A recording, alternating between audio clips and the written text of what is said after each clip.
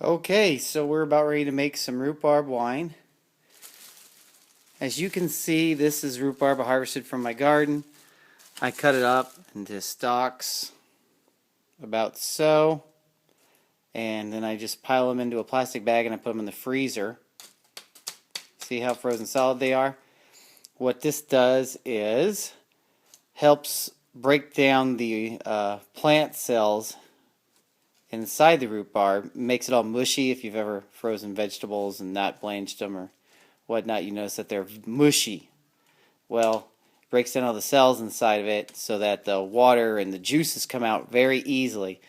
It's either this or you shred it with a machine or chop it up or crush it, and that's very involved. I've done that in the past and it sucks. But this is a secret I learned from somebody online, and you just freeze it and then it breaks down. And here's some stuff I put in the other night before, and you can see that. Look how wimpy and soft this is. It's all wilted. All the juices are going to come right out of it. There's some old chopped up stuff in there too we're going to use for pies, but didn't. So anyway, freezing it breaks it down. Makes it a lot easier to use. And then I put it in here in my little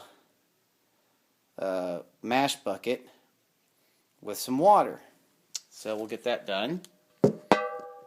Let's see how that works. It's kind of a pain in the ass.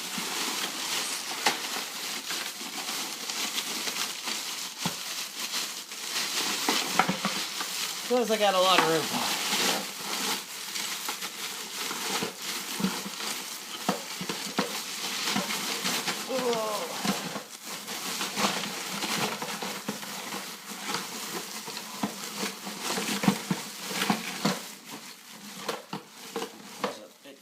Chunk.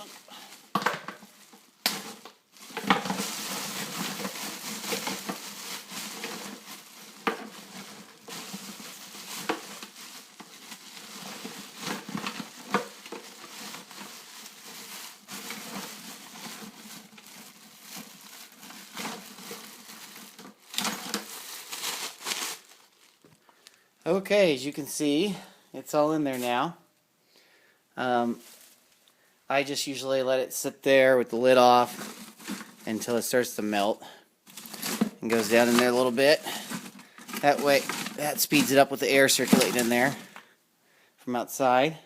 And once it's pretty melted, I start putting in water about 3/4 of the way up, and then I start adding sugar. And for this size of a bucket, which I think is like 11 gallons is what I'm using here, it's a food grade bucket you get from pet stores. You just wash them out really good. They're food grade, no different from stuff you'd see in the stores, really. They use the same types for holding like flour and whatnot because they're airtight. Then you want to put in sugar after you get the water about 3/4 of the way to the top. And I just use like any kind of sugar you can find. Walmart grade and those big bags is fine. It's just sugar. Anything sweet works. This is a C&H, whatever. It's a great sugar. Everybody uses it. It was on sale, so the reason I bought it. And you should use for about 11 gallons, approximately 10 to 15 pounds of sugar. I'm using 20 because I like a higher yield of sweetness or higher yield of alcohol, which the alcohol is created by fermenting sugars. So this rhubarb doesn't have any sugar in it. The syrup just gives it the flavor. So this is what makes it have an alcohol percentage. So I'm not going to add this right now, but just to let you know that this is how you make wine with any fruit or whatnot. You just put it in a mash bucket and do a slurry or freeze it and throw it in there. And then sometimes you have to add a little sugar depending on the sweetness of it, or I usually add sugar anyway just to make sure. It's not going to really hurt it. It somewhat takes away from the sugary fruit flavors if you put too much in there. It makes it too alcoholic, but since it's rhubarb, it doesn't really matter. And I put grape juice at the end of it or any kind of flavoring I want. So that's all you got to do. Mash in a little water, sugar, and then you put in the yeast you get from the wine store. And usually I have a starter in a glass jar with some warm water. You put the yeast in like you're going to make bread, and you use the special yeast for wine.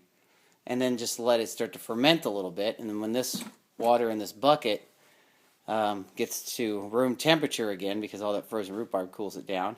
You throw in the yeast, fill the water up to a few inches or so below the top, put the lid on, and let it ferment in the bucket in the dark. And wait a few weeks to a few months, depending on how you do it. And voila, you have wine.